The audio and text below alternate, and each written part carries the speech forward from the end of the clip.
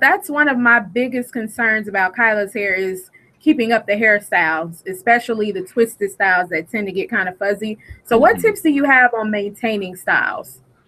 On maintaining styles, usually I'll find an alcohol-free gel or a styling foam, and when I'm doing it, I'll go ahead and put some grapeseed oil in her hair first, just as a protective barrier, and then I'll go on top of it and place the styling product on there.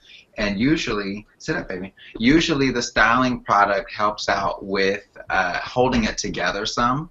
And then at night, of course, you always want to tie it up, making sure that you're keeping up with it, and explaining to our little people that you cannot let any and everybody in your head, to kind of give them that knowledge of not letting people in your head. Karate chop them out if you have to. So, I mean, that has really helped out with hers, and especially with Zan, her hair is so frizzy. She has that sandy brown, really easy to mess up hair. And so sometimes just having a little bit of an alcohol-free gel. The one that I like is really cost-effective. I got it from Walmart of all places, and it's called Extreme. It does not flake. It does not dry the hair out. It's alcohol-free, and it has worked wonders for her with holding her styles in place without leaving her hair really hard.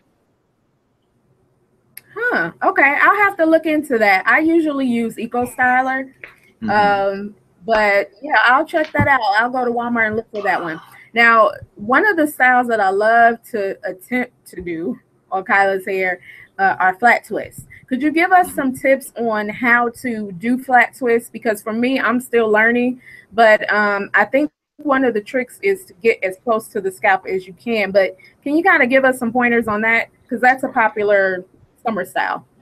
It is a very popular style that you see for the summer. I will say, and I'm also a cosmetology instructor, so I teach students in high school how to do hair every day.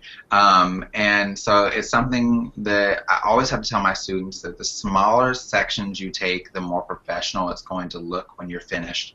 And it's the same thing when it comes down to working on your baby's hair at home.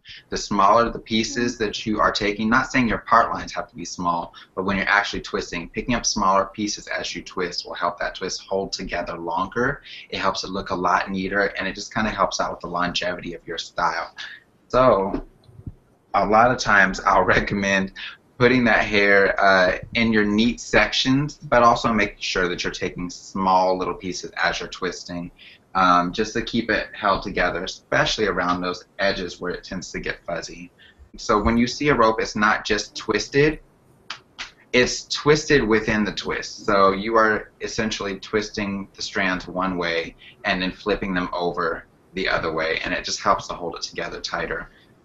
So that way, as you release it, the hair starts to come unraveled, and it holds itself together. It makes sense because as you were saying it, I was imagining in my mind actually doing the flat twist, and I see what you're saying, especially about using smaller pieces of hair as you're twisting. So don't, try to go too fast and gather up these big sections of hair as you're twisting. So, okay, those are good points.